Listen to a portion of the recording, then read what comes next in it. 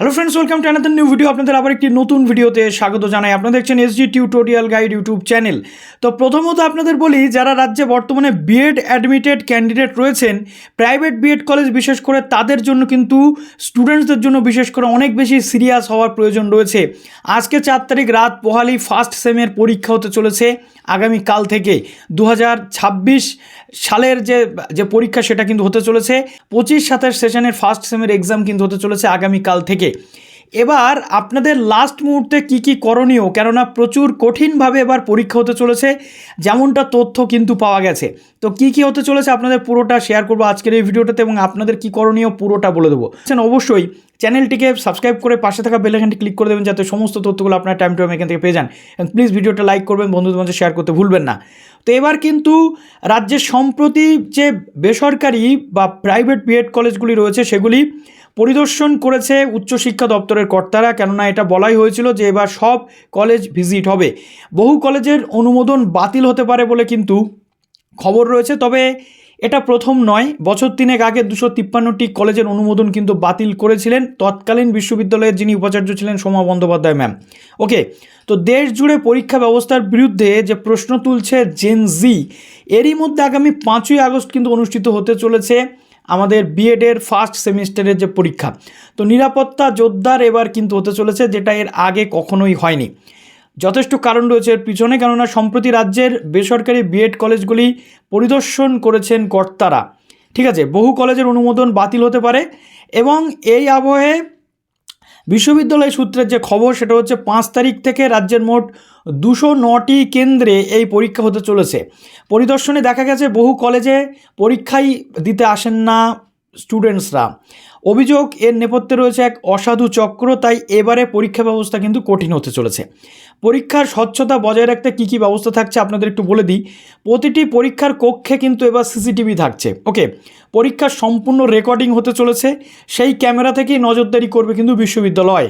অর্থাৎ এই জিনিসটা আপনাদের মাথায় রাখতে হবে। এর আগে আমরা জানি বিএডের পরীক্ষাতে অনেক রকমের বিভিন্ন রকমের অসৎ উপায় অবলম্বন করা হতো, এবং সেই খবরও ইউনিভার্সিটির কাছে ছিল, কিন্তু এবার স্ট্রিক্ট ভাবে ইউনিভার্সিটি এগিয়ে চলেছে।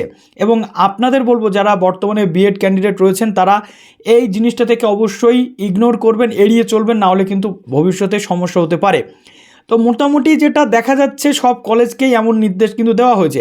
বিশ্ববিদ্যালয়ের উপাচার্য অরুণাশিস গোস্বামী তিনি বলছেন, এই প্রথম প্রতিটি জেলায় 2 জন করে অবজারভার নিয়োগ করা হচ্ছে। এর আগে কিন্তু এই 2 জন করে অবজারভার কিন্তু ছিল না। প্রত্যেকেই কিন্তু আবার ডিগ্রি কলেজের শিক্ষক, অর্থাৎ তাদের সাথে কোনো বিএড কলেজের সম্পর্ক নেই। কোন জেলায় কোন অবজারভার নিয়োগ হচ্ছে সেই তথ্য কিন্তু গোপন থাকবে। রিপোর্ট নেবেন সরাসরি ভিজি। গোটা রাজ্যে 55,000-এর বেশি কিন্তু পরীক্ষার্থী রয়েছে, সব দিকেই বিশ্ববিদ্যালয়ের নজর থাকবে। এ রাজ্যে খাতায় কলমে কটা কলেজ রয়েছে? 601টি কলেজ। উচ্চশিক্ষা দপ্তর এবং বাবা সাহেব আম্বেদকরের পক্ষ থেকে, আম্বেদকর বিশ্ববিদ্যালয়ের পক্ষ থেকে সারপ্রাইজ ভিজিট কিন্তু করা হয়েছিল বিভিন্ন কলেজে। কোথাও কলেজের ঠিকানায় কোনো কলেজ নেই, কোথাও বেঞ্চের বদলে রয়েছে চৌকি, কোনো কলেজে গিয়ে দেখা যাচ্ছে সেখানে প্রাইভেট স্কুল চলছে। তারপরেই প্রথম সেমিস্টারের এই যে কড়া পরীক্ষা ব্যবস্থা করা হচ্ছে। তো এখানে আমরা যেটা দেখতে পাচ্ছি যে এবার পরীক্ষা কিন্তু যথেষ্ট কঠিন পরিস্থিতির মধ্যে হতে চলেছে। তাই আমি বলবো, যে সমস্ত স্টুডেন্টসরা বা বর্তমানে শিক্ষণের সাথে যুক্ত বিএড প্রথম সেমিস্টারের ক্যান্ডিডেটরা 25-27 ব্যাচের ফার্স্ট সেমিস্টার পরীক্ষা দিতে চলেছেন, তাদের জন্য বলবো আপনারা যথেষ্ট প্রিপারেশান নিয়েই পরীক্ষার হলে ঢুকবেন, কারণ এবার কিন্তু কোনো রকম ছাড়ের ব্যবস্থা আপনি পাবেন না। তাই আপনাকে যথেষ্ট পরিশ্রম করেই পরীক্ষা দিতে হবে। এবার অনেকে আছেন যারা এই সিস্টেমের সাথে অবগত ছিলেন না, এতদিন পড়াশোনা হয়ে ওঠেনি, তাদের জন্য আমি বলবো, এবং সবার জন্য একটা টিপস আমার থাকবে, বিএডের পরীক্ষা মানে সমস্ত পদ্ধতি কঠিন হলেও আপনার যে প্রশ্নপত্র বা আপনার যে লেখার ধরন সেটা কিন্তু কোনো মতেই যে বিরাট কিছু সেটা নয়। ট্রেনিংয়ের ক্ষেত্রে আপনি শিশু বা শিক্ষার্থীকে কী করে শিক্ষা দেবেন, বা একজন শিশু বা শিক্ষার্থীর কি কি বিষয় রয়েছে, এই জিনিসগুলো কিন্তু রয়েছে বেসিক জিনিস। তার সাথে কিছু তথ্য রয়েছে শিক্ষাবিদদের বিভিন্ন তথ্য, বা যে সমস্ত সাইকোলজিস্টদের তথ্যগুলো রয়েছে, এগুলো আপনাকে লিখতে হবে। তো সেই তথ্যগুলোকে আপনি ভালো করে একটু পরিষ্কার কনসেপ্ট নিয়ে যান। বিএডে কিন্তু প্রশ্নপত্র ছেড়ে আসতে নেই, আপনার কনসেপ্ট ক্লিয়ারের ব্যাপার। আপনি দেখবেন যে প্রশ্নগুলো সেখানে আসছে, কিছু সংজ্ঞা বা এগুলো বাদ দিয়ে বেশিরভাগ ক্ষেত্রে সব ধারণা পরিষ্কার করার একটা জায়গা থাকে। আপনার যদি টপিক সম্পর্কে পুরো কনসেপ্ট ক্লিয়ার থাকে, আমি বলবো আপনাকে কিন্তু যতই কঠিনভাবে পরীক্ষা নেওয়া পাস করা থেকে কেউ আটকাতে পারবে না। আপনি 70 থেকে 80% নাম্বার কিন্তু পাবেন।